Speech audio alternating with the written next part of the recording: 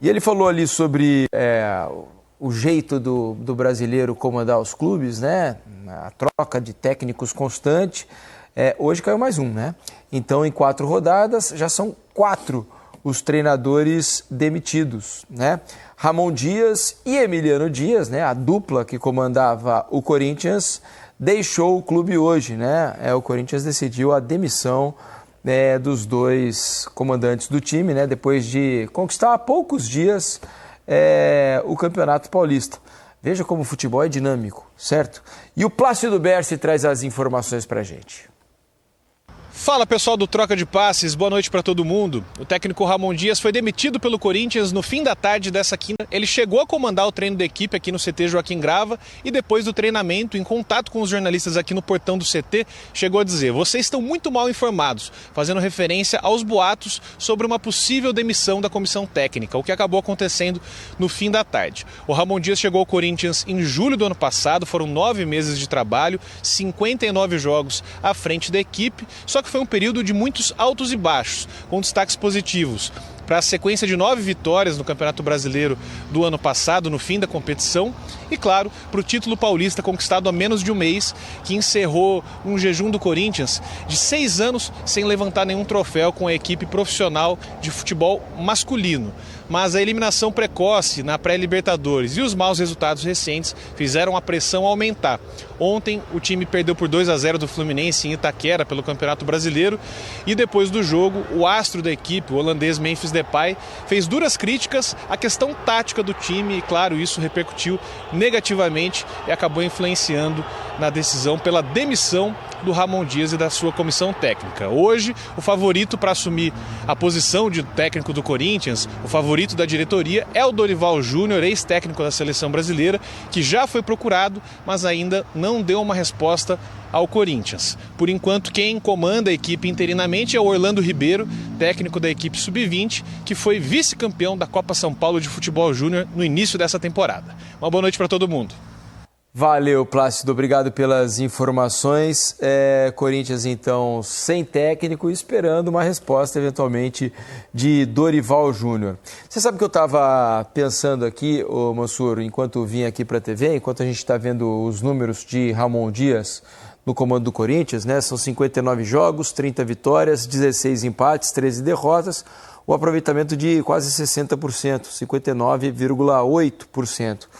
E para futebol brasileiro, 60% de aproveitamento não chega a ser ruim, né? Até fui pedir aqui ao Gato Mestre. O Campeonato Brasileiro dá 69 pontos.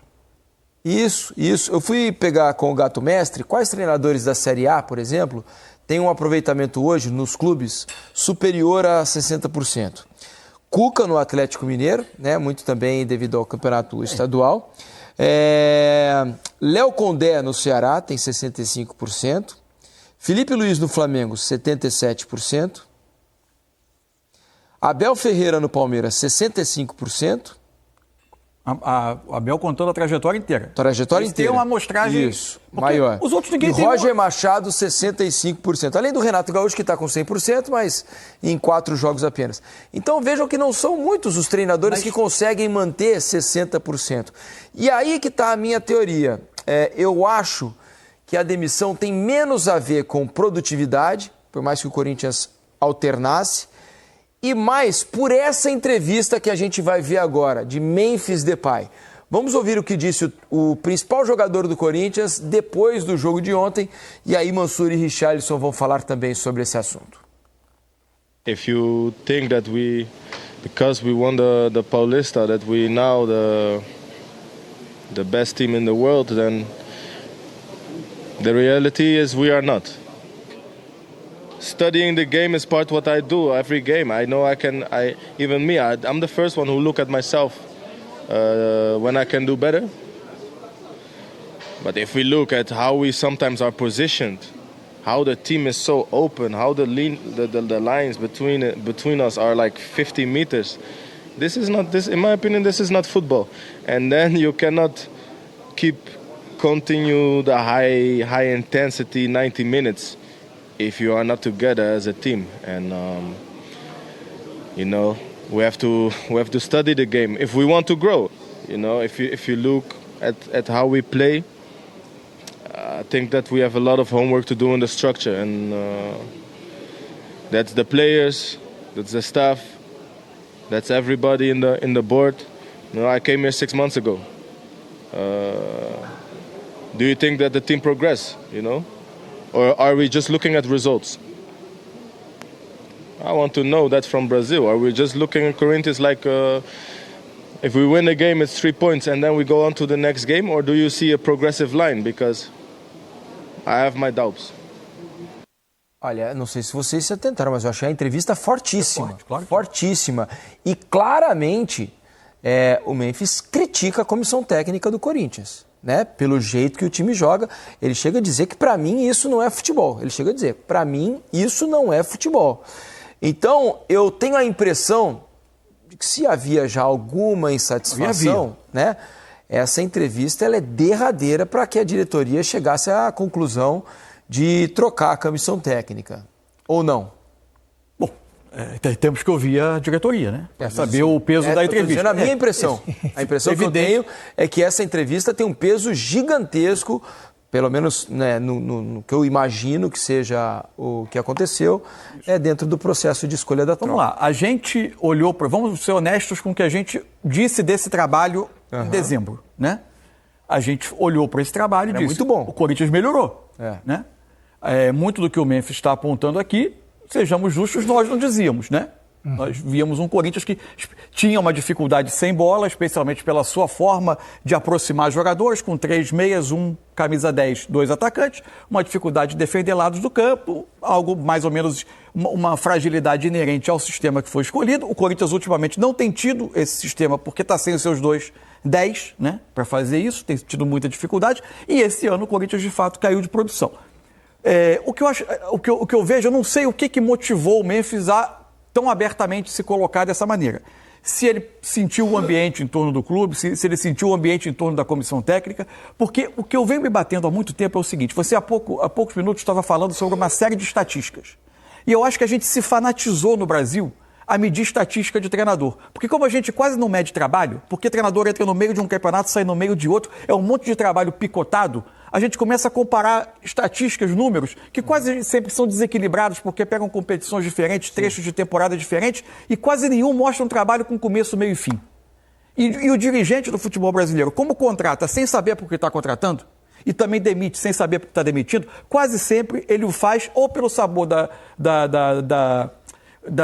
pressão externa, do movimento externo, da arquibancada, da política interna do clube, ou dessas estatísticas, quando elas se tornam em dado momento insustentáveis. Esse trabalho do Ramon tinha recuperação?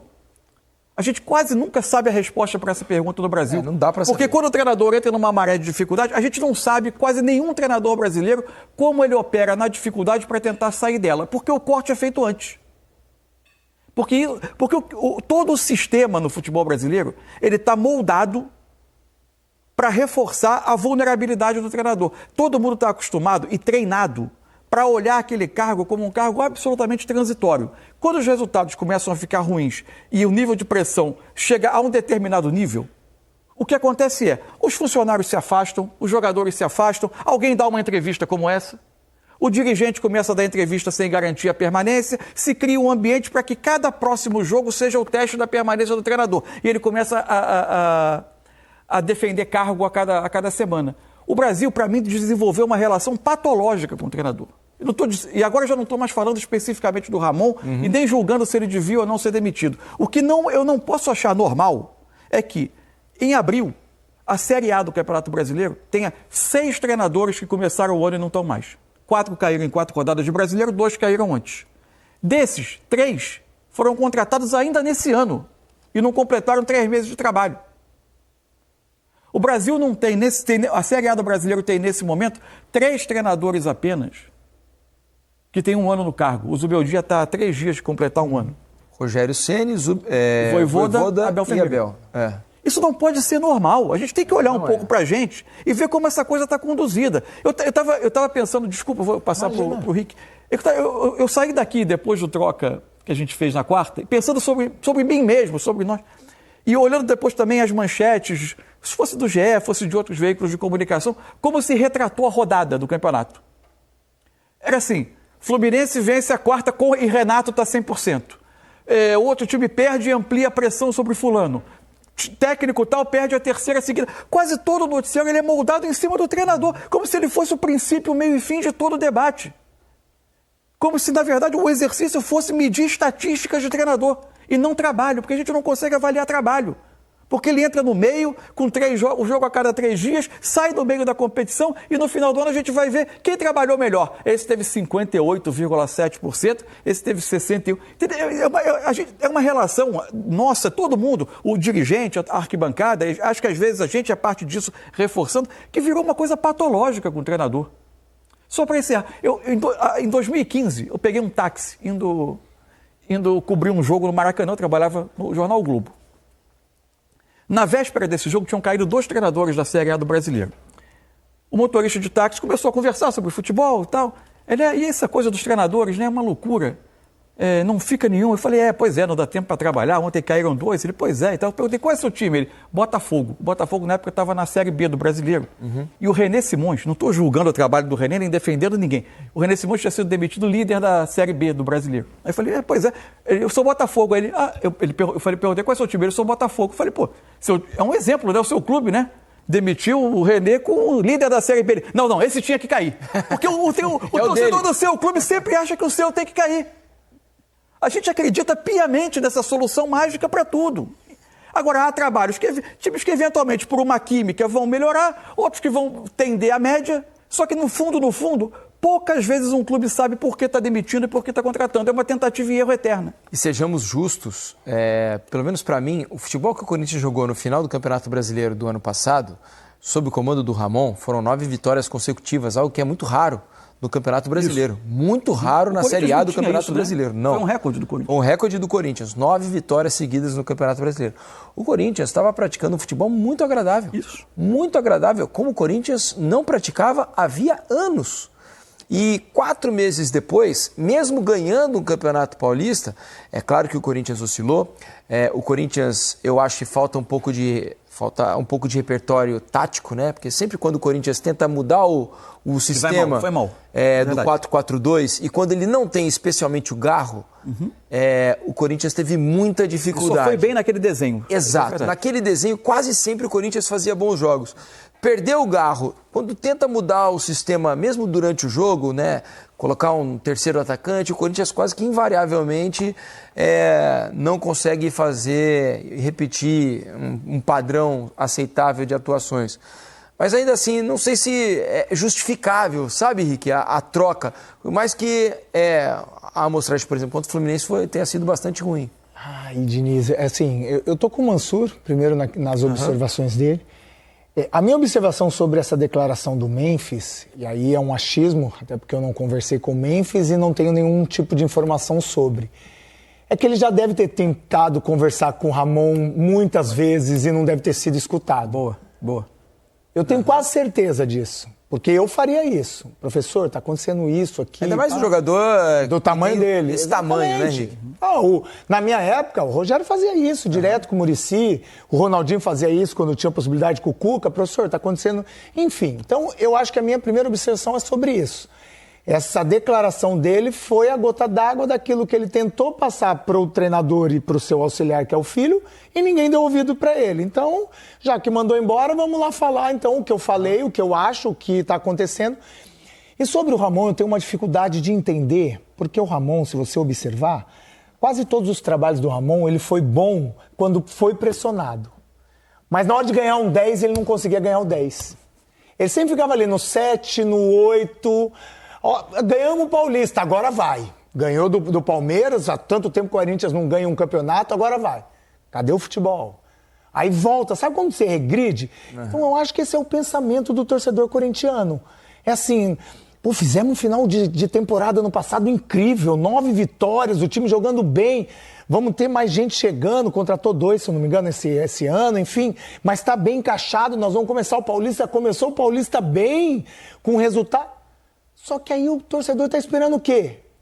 O pulo do gato, aquele agora... Chegar na fase de grupos da Libertadores, que é eliminado jogando pessimamente mal. Todos os jogos já essa oscilação, em determinado momento que o professor está esperando um aluno tirar um 10, ele gabaritou na avaliação prévia. Você acha que ele atingiu o ápice ali, né? Exatamente. Você fala assim, olha, acima disso... Não consegue mais. Nós não vamos conseguir chegar. E eu acho que esse foi o ponto final da diretoria do Corinthians. A gente tentou...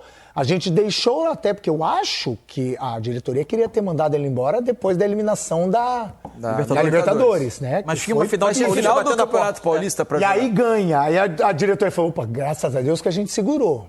Acho que agora vai. E aí não evolui. Não tem sistema de jogo que você falou. O torcedor corintiano não entende. A não ser essa formação que a gente já conhece de cor, não entende o que o Corinthians pode fazer diferente se um adversário marcar essa formação. Então, talvez isso tenha sido esse ponto-chave. Só para deixar claro, eu não acho absurda, não, a demissão. Não acho absurda. Eu não sei. Só me custou um pouco a... não se falava na demissão do Ramon antes da rodada, né? Ele não estava na marca do pênalti. Pelo menos não era a impressão que eu tinha de que ele estivesse na marca do pênalti. E aí, um jogo ruim contra o Fluminense, foi muito rápido o processo de fritura, vamos dizer, né? É até engraçado a gente falar, porque a hora que joga a Sul-Americana com o time reserva e consegue um empate lá, 1-1, todo mundo falou, opa, peraí, tem alguma coisa diferente. Mas é essa coisa diferente que não teve. E aí já está estafado, tá? Já passou do limite. E aí, para não perder tempo, eu também não mandaria embora, gente. Eu tô falando que eu não mandaria embora, mas... Não, eu nem disse que eu não mandaria, hein? O que eu disse é que... Eu atualmente eu não mandaria. Vendo de fora. Eu acho que ainda pode ter algumas arestas ali para você aparar, para você movimentar. Talvez essa leitura de entender que o jogador é importante você ouvir, extrair aquilo, não é você atender o que o jogador pede, não. Bom, um jogador como o Memphis, que passou por tudo que passou, já dá para ouvir. Professor, tá espaçado, professor, a gente não tem compactação. Ouve um pouquinho o cara, entende um pouquinho. Então, eu acho que essa foi a gota d'água, de não ver uma evolução. E uma outra questão. Vocês não acham que o fato de ter um treinador, que é um desejo antigo do Corinthians, a contratação do Dorival Júnior. O Dorival já foi tentado em outros momentos, não por essa diretoria, mas pelo Corinthians tempos atrás. O fato dele estar livre no mercado e à disposição, não pode ter, talvez, acelerado esse processo? Falar, olha, a gente vai ficar aqui com o Ramon, daqui a pouco ele vai cair, que é inevitável. Quando o treinador chegar na estação, logo ali na frente ele vai cair. E aí o Dorival vai estar empregado e nós vamos perder essa chance. Não pode ter passado isso na cabeça do dirigente? Pode ser um elemento, mas sabe outra coisa? Já que a gente está falando de sensações, de percepções, e aí nem sempre a gente pode comprovar, sabe uma outra coisa que eu acho que pode ter pesado para que o Dorival seja o nome? Qual o trabalho recente que chamou muita atenção do Dorival? Flamengo de 2022. Isso. 2 atacantes. 4-3-1-2. Que aquele time acabou funcionando muito bem nesse desenho, né? E ganhou as 2 Copas, acabou não chegando no Brasileiro. Tinha feito um bom trabalho no São Paulo, antes da seleção. Aí veio o São Paulo, um bom trabalho. Um sistema um pouco diferente, né? Diferente. Mas eu acho que talvez essa memória de um treinador que recentemente pegou um time brasileiro com esse desenho e fez um trabalho que funcionou. Dorival é um bom nome, Rick? Eu acho. Eu acho que o Dorival é um bom nome para aquilo que o Corinthians tem como elenco. Eu vejo o Dorival com sabedoria para entender e potencializar essas valências de individual, porque coletivamente a gente sabe que o time do Corinthians é um bom time dentro desse formato, que é com esses 3 homens e o meia com 2 atacantes, mas o Dorival já demonstrou que também pode abrir 2 pontas, como fez na seleção, muitas vezes não funcionou, mas ele tem esse tipo de versatilidade. Agora, Diniz, é uma pressão que o Dorival vai ter, porque é resultado imediato, vem de um fracasso diante da seleção brasileira, foi um fracasso o que o Dorival passou, infelizmente a gente tem que ser sincero, não foram resultados bons, não tivemos bons jogos brilhantes para os nossos olhos, nem tecnicamente, nem taticamente, mas é um bom nome. Se você quer regularidade, aí é o treinador. E um amigo meu aqui, o Cadu, manda aqui lembrando que o Fabinho Soldado já trabalhou com o Dorival no Flamengo. É mais uma questão. A única coisa... Só uma coisa para você, para te acrescentar, Mansur, a gente já tem que ir para o intervalo. O Corinthians, pela entrevista do Memphis, ele se incomodou bastante com o espaçamento do Corinthians em campo. E foi exatamente o que a gente viu no jogo do Brasil contra a Argentina, né? Um time muito espaçado diante de uma Argentina bem compacta, né? Tem, assim, todas as diferenças de circunstâncias de você ser um selecionador e você ser um treinador de dia a dia, né? São circunstâncias bem diferentes. É que eu nunca fui, não tenho experiência, nunca joguei bola nem fui treinador, por óbvio. Mas eu não quis, porque você podia estar treinando o Corinthians hoje. Mas tem torcedor aqui mandando aqui, ó, por favor, contratem o Mansur. Tem uma coisa nessa indústria, nessa forma frenética como o Brasil faz as coisas, eu tenho uma dificuldade de imaginar como é isso do treinador que mergulha num trabalho. Eu sei que o trabalho de seleção tem uma característica diferente. Isso acontece às vezes em clube também, mas o caso do Dorival, mais especificamente, é a seleção. É um ritmo diferente, você fica um tempo observando jogos e tal, imaginando as situações, trabalhando, contactando os jogadores, e aí em alguns dias concentra o seu trabalho. Mas de todo modo, você encerra ou é retirado de um projeto e muito rapidamente mergulhar em outro. Eu tenho um pouco de dúvida se, às vezes, não é até saudável para o profissional ele ter um pouco mais de espaçamento, esvaziar a cabeça, começar a refletir, se preparar para uma outra coisa. As coisas são muito frenéticas aqui. É vício. Eu já vi muitos treinadores aqui saírem de um trabalho e muito rapidamente pegarem outro e isso acabar não contribuindo para que eles, sabe, eles acabam eles próprios se entrando nessa roda gigante, nessa dança de cadeiras permanente. Eu não sei o quanto isso é saudável para o profissional. Ou saudável na parte financeira, né? Porque vai ter 2 multas rescisórias para receber ali na frente. Ele recebe uma agora, dali 3 meses ele tem outra para receber, porque foi demitido de novo. É que eu parto do princípio que, assim, profissionais desse nível estão no negócio pelas conquistas, pelas possibilidades. Mas é uma realidade. Sim, isso faz parte do ambiente profissional. Ele também não obrigou ninguém a fazer o contrato nesses termos com ele, né? Sim, ele atingiu esse status de ter esses contratos. Claro. Mas é que é uma ciranda... Fico imaginando como deve ser você sair de um trabalho, entrar no outro, não sei o quanto isso e mudar de cidade o tempo inteiro. De ambiente, de tudo, né? Enfim, vamos aguardar para ver se o Dorival vai acertar o seu contrato com o Corinthians, se ele realmente será o nome escolhido e vai aceitar esse desafio e voltar a trabalhar num clube agora em São Paulo.